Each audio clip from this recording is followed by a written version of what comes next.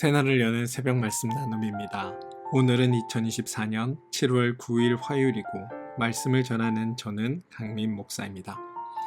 오늘 하나님께서 우리에게 주신 말씀은 열왕기상 20장 1절로부터 11절 말씀입니다. 아람의 벳하단 왕이 그의 군대를 다 모으니 왕 32명이 그와 함께 있고 또 말과 병거들이 있더라.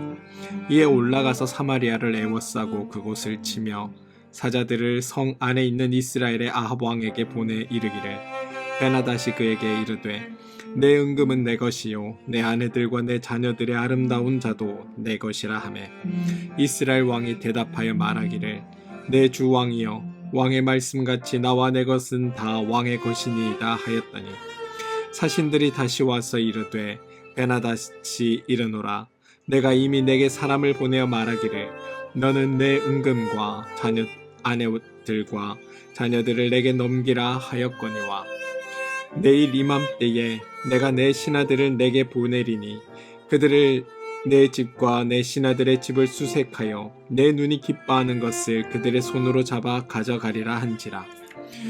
이에 이스라엘 왕이 나라의 장로들을 다 불러 이르되 너희는 이 사람이 악을 도모하고 있는 줄을 자세히 알라. 그가 내 아내들과 내 자녀들과 내 은금을 빼앗으려고 사람을 내게 보냈으나 내가 거절하지 못하였노라. 모든 장로와 백성들이 다 왕께 아뢰되 왕은 듣지도 말고 허락하지도 마옵소서 한지라.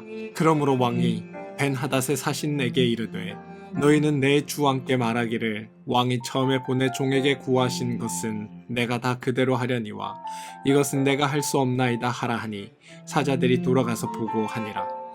그때 베나닷이 다시 그에게 사람을 보내어 이르되 사마리아에 부스러진 것이 나를 따르는 백성의 무리의 손에 채우기에 족할 것 같으면 신들이 내게 벌 위에 벌을 내림이 마땅하니라 하매 이스라엘 왕이 대답하여 이르되 갑옷 입는 자가 갑옷 벗는 자같이 자랑하지 못할 것이라 하라 하니라. 열왕기상 20장 1절로부터 11절까지 말씀입니다. 세상에서 사람들은 능력 있는 것을 좋아합니다. 그리고 자신이 능력이 있다라고 생각되면 어떻게든 그 능력을 드러낼 수 있는 상황을 기대하고 또 능력을 과시할 수 있는 사건이 터지기를 바라기도 합니다. 여기서 능력이 의미하는 것 이건 상대방을 제압할 수 있는 힘 혹은 상대방에게 어떠한 힘 있는 영향력을 미칠 수 있는 힘 또는 상대방보다 우월하고 뛰어나서 능히 이길 수 있는 수단이나 방법을 능력이라고 사용합니다. 그리고 우리 기독교에서도 능력을 강조합니다. 그러나 우리 기독교에서 가장 중요하게 여기는 것은 무슨 능력이냐 이것이 아니라 상대가 누구냐 능력이 무엇을 향하는가 이거를 중요하게 여깁니다. 세상 사람들이 말하는 능력이 발휘되는 대상은 바로 사람들입니다. 누군가에게 영향을 미치고 누군가에게 어떤 일을 행하는 것에 능력이 발휘된다 생각합니다. 상대가 다른 사람이라는 겁니다. 하지만 우리 그리스도교의 능력이 발휘되는 대상은 사람, 인간이 아닙니다.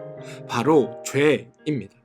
그래서 성경이 말하는 능력은 다른 사람에게 혹은 다른 누군가에게 어떤 영향을 미치는 것이 아니라 모두 죄를 이기는 것, 죄를 이겨내는 것에 이 능력의 모든 초점이 맞추어져 있습니다. 신약에 예수님이 능력이 있었다. 이거는 누구나 다 아는 이야기입니다. 예수님을 믿지 않는 사람들조차도 예수님이 능력이 있었다라고 인정을 합니다. 단순히 오병이어를 행하는 능력이나 바다를 걷는 능력 이런 걸 뜻하는 게 아닙니다. 예수님은 당시 최고의 지혜자인 바리새인, 율법 학자들과도 논쟁을 하셨습니다. 아이러니한 건 예수님이 그들의 잘못을 지적하려고 일일이 찾아다니면서 그들의 거짓을 이렇게 까발리신 게 아니라는 겁니다. 도리어 예수님은 단지 예수님을 따르는 자들에게 말씀을 전하셨습니다. 그때마다 찾아온 게 바리새인들이었고 그때마다 시험한 게 율법 학자들이었습니다. 늘 유대교 지도자들이 자신 있게 찾아왔고 교만하게 시험하듯 질문합니다. 그리고 예수님은 질문을 받으셨기에 늘 성실히 거기에 대답하시고 반응하셨습니다. 때로는 대답으로, 때로는 반문을 하시기도 합니다. 그런데 그 누구도 예수님을 이기지 못합니다. 그 누구도 예수님이 틀렸다라고 증명하지 못합니다. 분명 어느 누구도 예수님을 이기지 못했습니다. 결과적으로 얘기하면 예수님이 승리한 겁니다. 논쟁에서도 예수님이 승리하셨고 논리적인 측면에서도 예수님이 이기셨습니다. 또한 뿐만 아니라 기적을 일으키고 귀신을 쫓고 아픈 자들을 치유하는 그 모든 일들을 통해 예수님이 능력 있고 하나님의 아들임을 스스로 증명하셨습니다. 유대 지도자들 중에 예수님의 반의 반만큼이라도 흉내낸 사람은 없습니다. 이렇게 예수님이 다양한 부분에서 다양한 방면에서 압도적인 능력을 보여줬으면 그 다음 행보는 사실은 유대교를 접수하는 거여야 합니다. 그게 당연한 수순 아닙니까? 패한 자들, 단순히 패한 정도가 아니라 예수님에 의해 잘못된 자들로, 거짓된 자들로 판명되었다면 그렇게 거짓과 불의한 자들이 유대인들을 지배하고 있으면 안 되는 것 아닙니까? 그래서 예수님은 당연히 자신이 가진 능력으로 거짓된 세력과 불의한 이들을 물리치셔야 합니다. 그런데 주님은 그렇게 하지 않으셨습니다. 예수님은 능력을 가지고 있으시지만 그 능력자들이 행하는 다음의 행동을 하지 않으셨다는 겁니다. 그들이 틀렸다는 것을 알게 할 뿐 그들을 제거하지 않으셨습니다. 그들이 잘못되었다는 것을 밝혀주셨을 뿐 그들을 축출하거나 그들을 모두 갈아치우지도 않으셨습니다. 그들이 의롭지 못하다는 것을 드러낼 뿐 거기에 상응하는 하나님의 징계가 그들 가운데 있게 행하지 않으셨습니다. 유대인의 입장에서는 예수님은 참 애물단지였을 것 같습니다. 하시는 말과 행동을 보면 분명히 큰 거물처럼 보이는데 실제적으로 그가 그렇게 해서 얻은 것 가지고 행하는 일들을 보면 참 호구처럼 보이기 때문입니다. 그런데 여러분, 하나님이나 예수님을 향해 우리가 무능하다 말할 수 있을까요? 그 다음 행보를 밟지 않았다고 해서 그가 잘못됐다라고 평가할 수 있을까요? 그렇지 않습니다. 하나님이나 예수님이 자신의 능력을 마음대로 자신의 뜻대로 그냥 아무렇게나 사용하신 적이 있으십니까? 그렇지 않습니다. 하나님이나 예수님이 우리를 사람을 대상으로 경쟁하시고 사람에게 승리하여 사람을 지배하고 통치하고 그들을 통제하셨나요? 그렇지 않습니다. 주님은 그 능력이 발휘되는 대상이 우리 인간이 아니었을 뿐입니다. 능력이 대상이 달랐다는 겁니다. 열왕기상 18장과 19장에 하나님의 능력이 강하게 나타났습니다. 18장 갈멜산에서 하나님의 불이 내려 재물을 다 태워버렸습니다. 19장 호렙산에서 하나님께로부터 크고 강한 바람이 불어 산을 가르고 바위를 부수고 지진이 일어났고 불이 있었습니다. 우리는 그러한 초자연적인 현상, 그런 놀라운 일들에게만 집중합니다. 그리고 나에게도 그런 능력이 있게 해달라고 기도합니다. 그런 권세가 나타나게 해달라고 소망합니다. 그런데 갈멜산과 호렙산에서의 능력과 권세가 중요한 것이 아니라 둘 다 그 다음에 있었던 일이 훨씬 더 중요하다는 말씀을 드렸습니다. 갈멜산에서는 하나님의 능력이 나타난 것이 아니라 하나님께서 비를 내리게 하셨다라는 사실.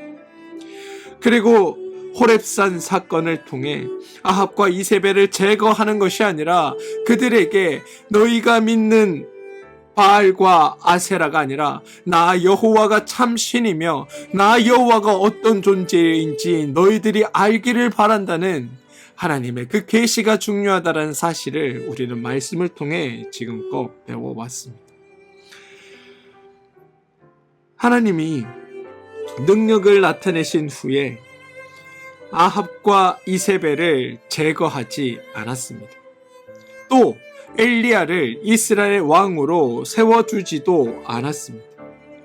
하나님은 우리 가운데 이스라엘만 문제가 있는 것으로 보지 않으셨던 겁니다. 또 이스라엘 중에 아합과 이세벨이 가장 문제라고 여기신 것도 아니었습니다. 하나님은 우리의 본질적인 문제에 접근하고 싶으셨습니다. 그리고 그 문제가 죄라는 것을 알고 계셨습니다.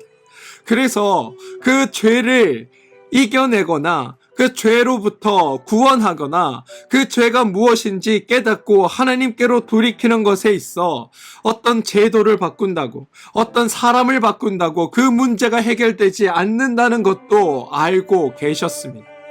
그래서 하나님의 관심은 그 죄를 저지른 인간을 심판하고 징계하는 것이 아니라 오히려 그가 죄로부터 벗어나 하나님께로 돌아오는 길을 선택함으로 인하여, 하나님을 아는 것을 선택함으로 인하여 하나님을 알게 되고 죄가 무엇인지 깨닫게 되는 것을 통하여 그가 구원받게 하는 것이 하나님의 목적이 되셨던 겁니다. 그리고 하나님의 구원은 죄로부터 구원이었던 겁니다. 그래서 죄로부터 죄인을 구원하기 위해 죄인에게 하나님을 알게 하시는 게 중요했고, 열왕기상 20장도 그 이야기를 우리 가운데 하고 있다는 사실을 우리는 알아야 합니다. 열왕기상 20장을 보기 전에 우리가 생각해야 할 것이 있습니다. 성경의 이야기가 어제의 일이 등장하고 오늘 일이 나온다고 해서 바로 그 다음날 그 일이 발생했다는 게 아니라는 겁니다. 사건은 연속되지만 그 사건 사이에 시간적인 차이가 있을 수 있다는 겁니다. 19장 다음에 20장이 나오기까지 얼마의 시간이 흘렀는지는 정확히 알 수 없습니다. 또 어떤 사정이 있었는지도 우리는 정확히 모릅니다. 다만 어느 정도의 시간이 지났고 상황이 많이 달라졌음을 우리는 말씀을 통해 볼 수 있습니다. 1절입니다. 아람의 벤 하닷 왕이 그의 군대를 다 모으니 왕 32명이 그와 함께 있고 또 말과 병거들이 있더라. 이에 올라가서 사마리아를 에워싸고 그 성을 치며, 아합의 등장부터 온통 관점이 이스라엘에 모아져 있기에 성경은 아람이라는 주변 나라로 시선을 확대합니다. 또한 엘리야의 등장부터 모든 관심이 엘리야에게 쏠려져 있기에 성경은 슬쩍 엘리야를 사라지게 만듭니다. 그러면서 사건 가운데로 우리를 집중하게 합니다. 재밌는 사실은 17, 18, 19장에서 활약했던 엘리야가 20장에서는 단 한 번도 등장하지 않는다는 겁니다. 그렇다고 20장에 중요한 사건이 없는가? 그것도 아닙니다. 20장에는 여러분, 이스라엘의 생존의 절대적인 위기가 등장합니다. 아람과의 두 번에 걸친 아주 중대한 전쟁이 발생하기 때문입니다. 세상에 난세에 영웅이 등장한다라는 말이 있습니다. 그 어느 때보다 이스라엘에게 영웅이 필요한 시대가 바로 오늘 이 20장의 시대의 상황이라는 겁니다. 그런데 중요한 사건에 엘리야는 아예 그 이름조차 등장하지 않습니다. 많은 사람들은 17장 그리고 19장에 나오는 엘리야의 활약상을 듣고 나도 엘리야처럼 되어야겠다. 이 시대에 엘리야 같은 지도자, 리더가 필요한지도 모르겠다. 엘리야처럼 하나님의 말씀으로 무장하여 그 강력한 능력과 힘을 발휘하는 자가 되어야 되겠다. 하나님 나라가 위기에 처할 때 꼭 있어야 하는 사람이 엘리야 같은 선지자일지 모르니 나도 그런 존재가 되었으면 좋겠다라고 말할 수도 있습니다. 그런데 성경은 행여라도 사람들이 그런 주장을 할까봐 아예 엘리야의 그림자조차 등장시키지 않는 겁니다. 왜냐하면 여러분, 성경은 엘리야가 중요하지 않기 때문입니다. 엘리야를 강조하고 싶지도 않고 엘리야가 이스라엘에서 가장 위대한 선지자다 이런 얘기를 하고 싶은 게 아니라 그를 통해 드러나고 이스라엘 역사 가운데 함께 하시고 그들 가운데 말씀하시는 하나님이 오늘 그들 가운데 어떻게 역사하시고 이 사건들을 어떻게 이루어 가시며 그것을 통해 하나님이 자신을 어떻게 드러내시는지가 성경이 가지는 관심의 유일한 것이기 때문입니다. 따라서 우리 중 누군가가 엘리야 같은 사람이 되어야 되겠다, 엘리야처럼 돼야 되겠다라고 생각한다면 그건 말씀을 잘못 읽고 있는 겁니다. 오히려 엘리야 가운데 나타나신 하나님을 보고 나도 그런 하나님이 내 삶에 동행하고 있음을 발견하고 깨닫게 되는 것, 그게 성경을 바로 읽은 사람들이 보일 수 있는 반응이라는 겁니다. 아람의 벳 하단 왕이 아합 왕에게 사신을 보내 한 말이 3절입니다. 내 은금은 내 것이고 내 아내와 내 자녀들의 아름다운 자도 내 것이다. 여러분, 벤하닷의 위용을 보여주는 게 4절 아합의 대답입니다. 이스라엘 왕이 대답하여 말하기를 내 주 왕이여, 왕의 말씀같이 나와 내 것은 다 왕의 것이니이다 하더니, 완전 납작 엎드린 아합의 모습이 보이십니까? 그러자 베나닷은 한술 더 떠 5절에 이렇게 말합니다. 사신들이 다시 와서 이르되 베나닷에게 이르노라. 베나닷이 이르노라. 내가 이미 내게 사람을 보내어 말하기를 너는 내 은금과 아내들과 자녀들을 내게 넘기라 하였거니와 내일 이맘때에 내가 내 신하들을 내게 보내리니 그들이 내 집과 내 신하들의 집을 수색하여 내 눈이 기뻐하는 것을 그들의 손으로 잡아 가져가리라 한지라. 완전 도둑놈 아닙니까? 그런데 이러한 모습 속에 성경은 인간들의 속내를 아주 리얼하게 보여줍니다.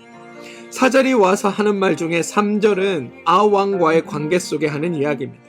다시 말해 아합왕 니께 다 내 거고 네가 보기에 좋은 것, 내가 보기에 아름다운 것들을 다 내가 취하여 가겠다. 그게 네 자녀든 아내든 상관없이 내 다 가져가겠다라는 게 그들의 이야기, 베나닷의 이야기였습니다. 하지만 6절은 아합왕뿐만이 아니라 신하들과 관계가 있습니다. 왕의 것 오케이. 그러면 내 신하들도 무언가 있어야 되니까 내 신하들도 보내어 너의 신하들에게 있어 좋은 것들도 가져가게 하겠다. 이게 베나닷의 이야기였습니다. 그러자 이제 아합이 자신의 신하들을 부릅니다. 왕과의 관계에서 왕이 원하는 것, 왕이 내게 원하는 건 내 것이니까 줄 수 있지만 신하들에게 원하는 건 내 것이 아니기에 신하들의 허락을 받고자 했던 겁니다. 그러자 8절에 신하들이 이렇게 대답합니다. 모든 장로와 백성들이 다 왕께 아뢰되 왕은 듣지도 말고 허락하지도 마옵소서.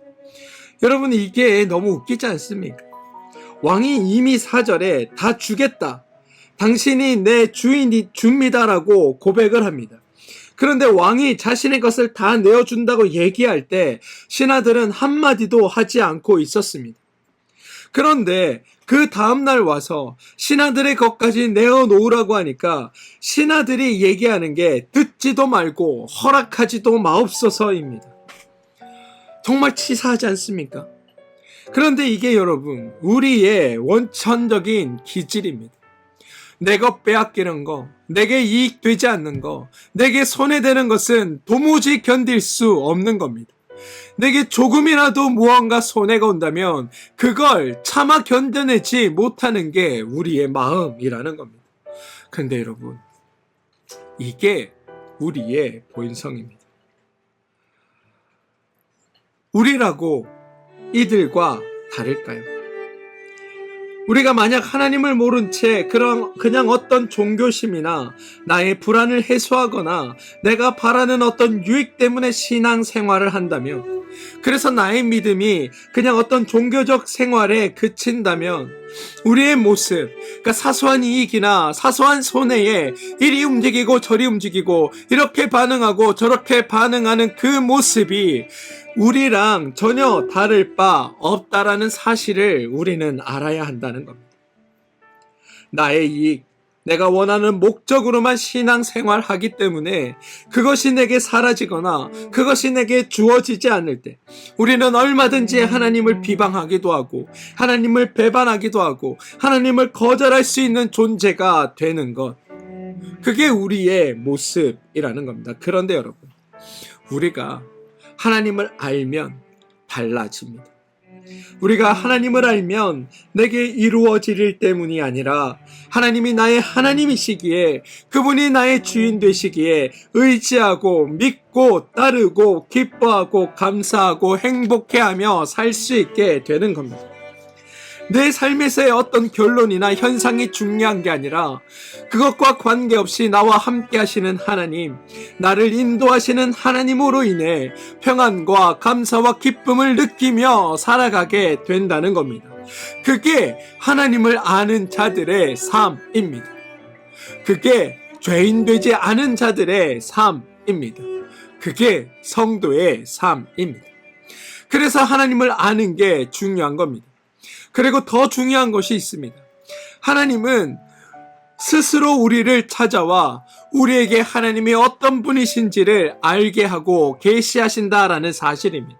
우리가 억지로 보이지도 않고 숨어 계신 하나님을 숨바꼭질 하듯 찾아야 하는 것이 아니라 하나님이 먼저 우리를 찾아오시고 우리 가운데 일하시며 말씀을 통해 내 삶의 사건들을 통해 어떤 분이신지를 우리 가운데 계시하고 계시다는 겁니다. 그래서 우리로 하여금 하나님을 알게 하시고 우리가 하나님께 시선을 돌리면, 그분께 귀를 열면 말씀하시고 일하시는 하나님을 볼 수 있게 하신다는 게 성경의 고백입니다. 그리고 그렇게 찾아오시는 분이 하나님이라고 성경은 우리에게 누누이 증언하고 있는 겁니다. 저는 우리가 이런 하나님을 알게 되길 소망합니다. 그냥 막연히 하나님은 이래, 하나님은 저래 말하는 것이 아니라 내 삶에 실제 살아 역사하시는 하나님의 일하심을 보고 나와 함께 하셔서 이루어 가시는 하나님의 이루심을 보고 하나님을 알아가는 믿음의 과정에 우리 모두가 함께하길 소망합니다. 그래서 성경이 말하는 죄인 된 자리에서 스스로 두려움과 공포와 걱정과 근심에 사로잡혀 나에게 두렵게 하는 이들에게 머리 숙이고 나를 공포로 짓누르는 자들에게 허리 숙이며 사는 삶이 아니라 하나님을 알게 되면서 주님 안에서 참 기쁨과 기대와 감사와 행복의 삶을 충만히 누리며 사는 삶이 여러분들의 삶 되길 소망합니다. 사랑하는 성도 여러분, 오늘 왕과 신하들의 모습을 보며 우리의 모습은 나의 믿음은 어디인지 한번 살펴보시기 바랍니다.